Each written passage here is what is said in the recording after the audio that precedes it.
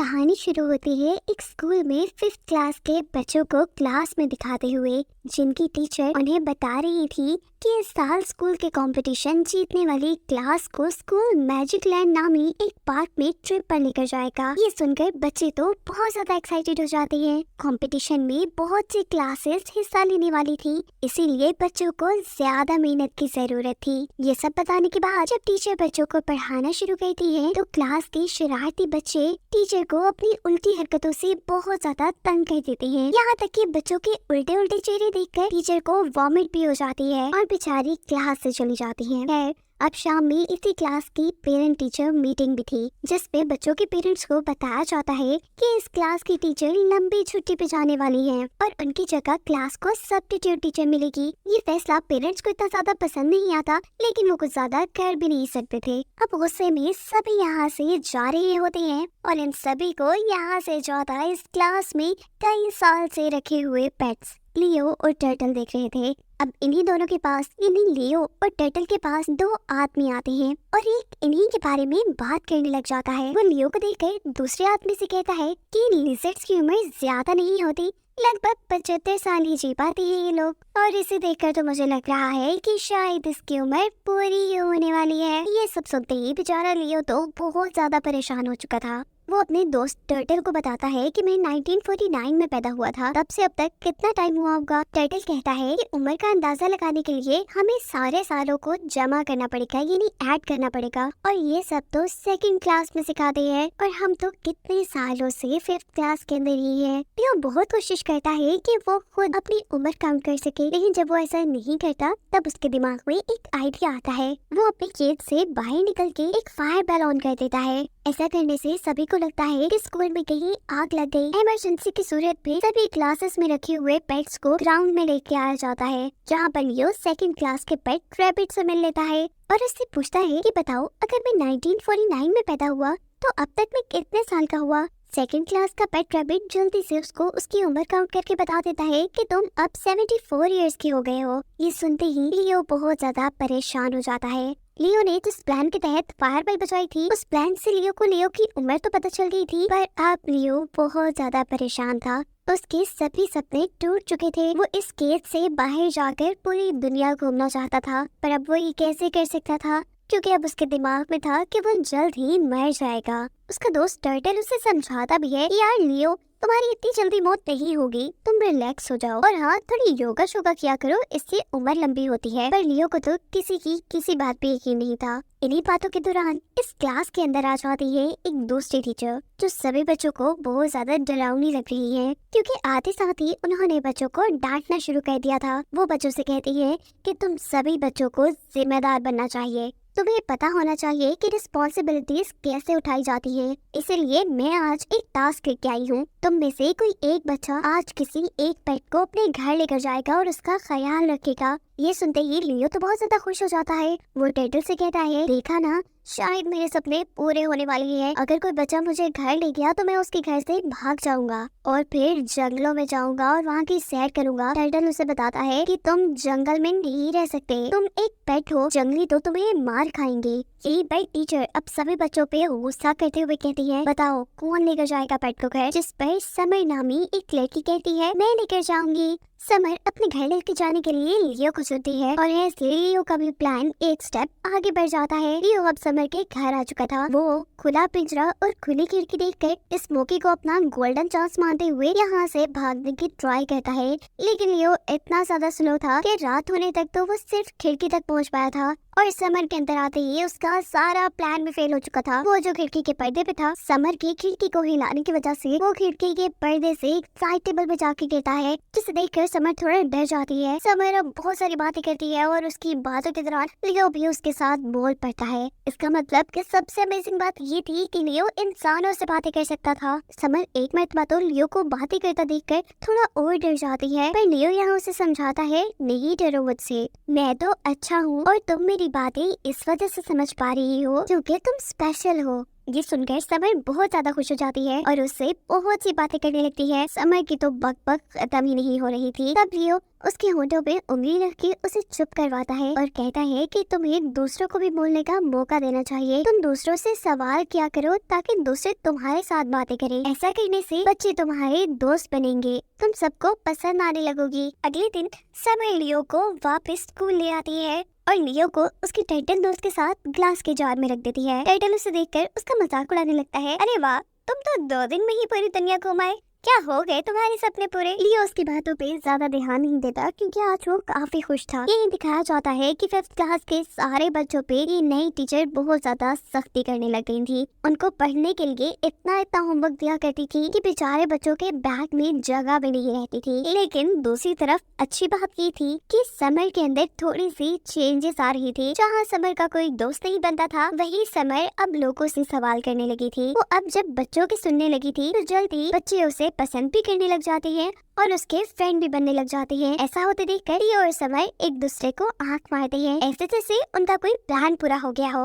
अब अगले दिन दोबारा मिस मेल्किन यानी 5th क्लास की टीचर बच्चों से कहती है कि दोबारा पेट को कोई अपने घर लेके जाएगा। इस मर्तबा भी समर लियो को घर लेके जाने की बात कहती है, पर मिस मेल्किन कहती है नहीं, इस मर्तबा कोई और बच्चा ये काम करेगा। अब जो लड़का लियो को घर लेकर गया था, लियो उसके घर से भी भागने की कोशिश करता है, लेकिन उसके घर की एडवांस टेक्नोलॉजी लियो के सारे प्लान्स को फेल कर देती है। यहाँ तक कि वो एक नई टेक्नोलॉजी वाले मोब के अंदर फंस जाता है। यहाँ तो उसकी बैंड बजने ही वाली थी, पर इस बच्चे का डॉग लियो को उस मोब से बचा लेता है और ऐसा सब करते हुए लियो डॉग का शुक्रिया अदा करता है और ऐसे में बच्चे को ये हकीकत पता चल जाती है कि लियो बोल सकता है। अब ये तो सीक्रेट बात थी। लियो इसीलिए इस बच्चे को भी समय की तरह बेवकूफ बनाने की कोशिश करता है और कहता है कि तुम स्पेशल हो ना, इसी वजह से तो मैं तुम्हारे साथ बोल सकता हूँ और तुम मुझे सुन सकते हो। ये बात सुनकर ये बच्चा भी बहुत ज्यादा खुश होता है और अब लियो और वो बच्चा एक दूसरे से बातें करने लगते हैं। लियो को पता चलता है कि इस बच्चे के पास एक रोबोट है जो उसका बहुत ज्यादा ख्याल रखता है और ऐसे में उसकी कोई और दोस्त नहीं बन पाते।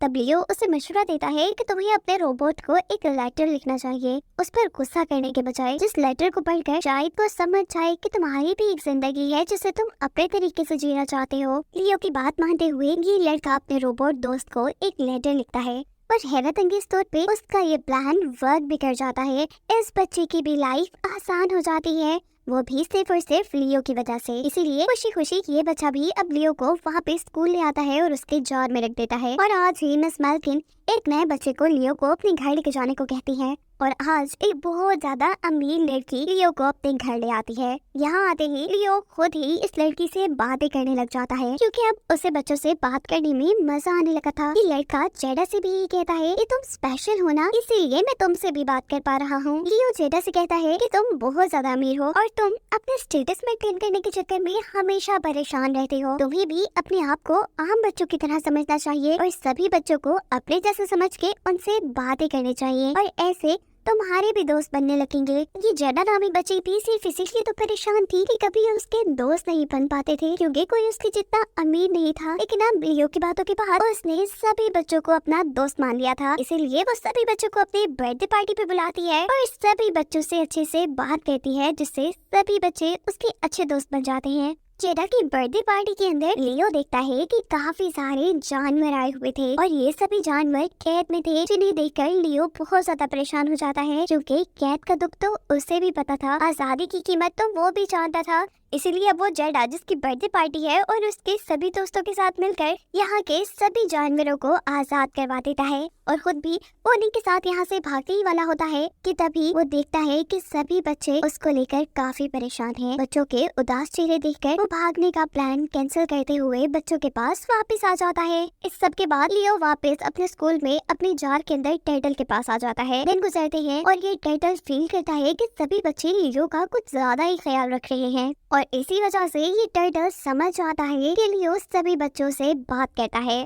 तब लियो टर्टल को सच्चाई बता देता है और कहता है हाँ, मैंने बच्चों से बात की और मैंने सभी बच्चों के प्रॉब्लम सॉल्व कर दिए, इसीलिए बच्चे अब खुश रहने लगे हैं और आज फिर वो दिन आता है जब मिस मैल्किन कहती है कि आज दोबारा किसी पेट को बच्चे अपने घर लेके जाएंगे। सभी बच्चे लियो के लिए हाथ उठा लेते हैं और मिस मैल्किन कह रही है, नहीं आज नहीं, तुम सभी हमेशा लियो को ही अपने घर लेकर जाते हो, आज कोई टर्टल को अपने घर लेकर जाएगा। जिस पे सभी बच्चे मना कर देते हैं और तब मिस मैल्किन कहती है, ठीक है, अब लियो को मैं उसी दिन बच्चों के साथ जाने की इजाजत दूंगी अगर तुम मेरी क्लास को स्कूल कंपटीशन में जिताओगे। ये सुनते ही दोबारा बच्चों के अंदर उम्मीद जागती है और बच्चे जी जान से मेहनत करने लग जाते हैं ताकि वो लियो को अपने घर लेकर जा सके। इसी मेहनत के दौरान एक एक करके सभी बच्चे लियो को अपने घर भी लेके गए थे और ये सारी चीजें देखकर अब टर्टल को लियो से जलसी होने लगी थी कि सारे बच्चे लियो को ही पसंद करते हैं और कोई भी टर्टल को तो पसंद ही नहीं करता था। और इसी जलसी में आज टर्टल क्या करता है कि लियो की एक वीडियो बनाता है उसी के फोन में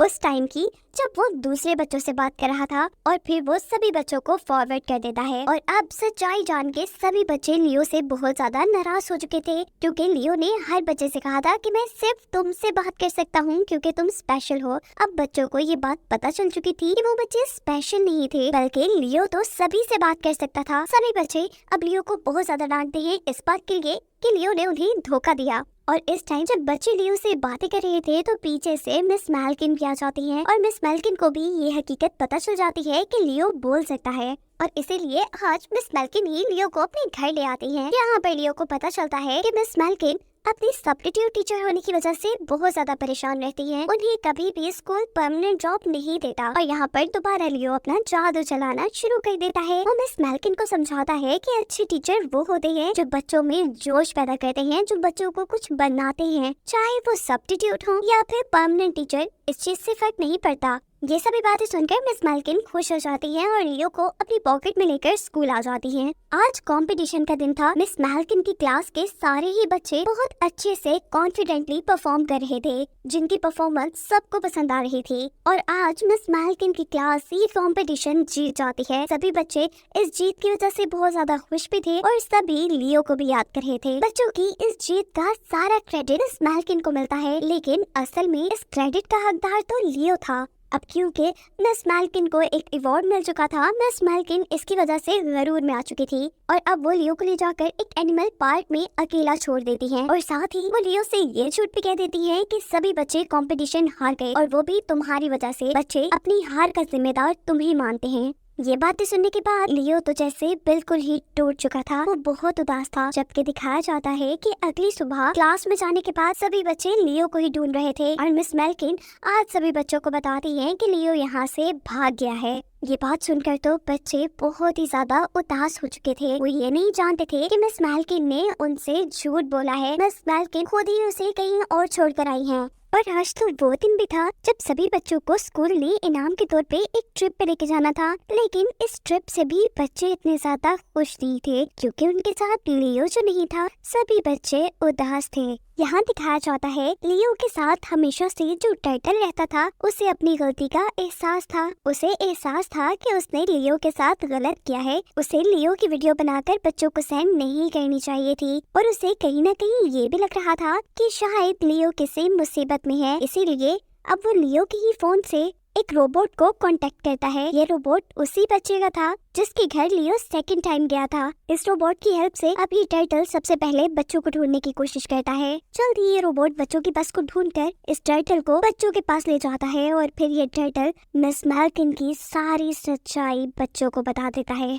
कि कैसे मिस मैल्किन ने लियो के साथ धोखा किया है। सभी बच्चे अब मिस मैल्किन पे गुस्सा होने लगे थे और मिस मैल्किन भी बच्चों का ये प्यार लियो के लिए देख के थोड़ी नरम हो जाती है और इस प्रतिभा बच्चों को डांटने या कंट्रोल करने के बजाय वो सभी बच्चों को लियो का पता बता देती है। मिस मैल्किन इसी के साथ बच्चों से माफी भी मांगती है उन सभी चीजों की जो उन्होंने गलत किया था। वो अब कहती हैं कि लियो को ढूंढने में मैं ही तुम्हारा साथ दूंगी। अब मिस मैल्किन बस के ड्राइवर से कहती है कि वो बस को उधर की तरफ मोड़े जहाँ पे वो लियो को छोड़ कर आई थी। जबकि यहाँ सीन कट होकर हमें लियो को ये दिखाया जा रहा था जो जंगल के अंदर बादशाहों वाला ट्रीटमेंट ले रहा है, क्योंकि उसे जंगल के अंदर वो सभी जानवर मिल गए थे जिसे उसकी वजह से जेडा की बर्थडे पार्टी से आजादी मिली थी। यहाँ पर भी लियो को मजा तो काफी आ रहा था, लेकिन लियो इन सभी जानवरों को बताता है कि उसे बच्चों की बहुत ज्यादा याद आ रही है। पता नहीं वो कभी उन बच्चों से मिल भी पाएगा या नहीं। वो इन सभी जानवरों से कहता है कि मैं एक बार तो उन बच्चों से जरूर मिलना चाहता हूँ। वैसे भी मेरी उम्र तो काफी कम रह गई है, मैं ज्यादा जी नहीं सकता, तो मैं उन्हीं के साथ खुश रहूँ ना जिनके साथ मैं हमेशा से रहा। उसकी ये बातें सुनकर लियो के साथ की ही बाकी लिजर्ड्स उसे ये बताती हैं कि हमारी उम्र तो 110 साल की होती है। 110 साल, और अभी तो लियो सिर्फ 74 इयर्स का था, यानी उसके पास तो जीने के लिए एक लंबी उम्र थी। वो पता नहीं क्यों परेशान था, और उसने तो अपना सपना भी पूरा कर लिया था, उसने तो जंगल भी देख लिया था। अभी वो इसी चीज के लिए खुश हो रहा था, तो दूसरी तरफ हमें दिखाया जाता है कि सभी बच्चे भी बस में मिस मेल्किन के साथ उसी जंगल में पहुंच जाते हैं जहाँ पे लियो था। यहाँ सभी बच्चे लियो से मिलके बहुत ज्यादा खुश हुए थे, और लियो भी सब बच्चों से मिलके खुश हुआ था। लियो का जो साथी था टर्टल, वो भी लियो से अपनी की माफी मांगता है, और अच्छा लियो उसे बहुत आसानी से माफ कर देता है। अब से मिस मेल्किन भी एक बहुत अच्छी टीचर बन चुकी थी, सब बच्चों का वो ख्याल रखती थी और बच्चों को काफी अच्छे से पढ़ाती थी। उनकी 5th क्लास भी खत्म होने वाली थी, और दिखाया जाता है कि 5th क्लास की जो पहली टीचर थी वो अपनी बेबी के साथ आती है, जिन्हें देखकर बच्चे काफी खुश होते हैं। ऐसे ही दिन गुजरते हैं और फाइनली बच्चे 5th क्लास भी पास कर लेते हैं। अब बच्चे हाई स्कूल में जाने वाले थे, बच्चे इसलिए बहुत ज्यादा एक्साइटेड थे। सभी बच्चे लियो से आखिरी बार बातें करने लगते हैं, और लियो की अच्छी बातों के साथ ये कहानी यहाँ खत्म हो जाती है।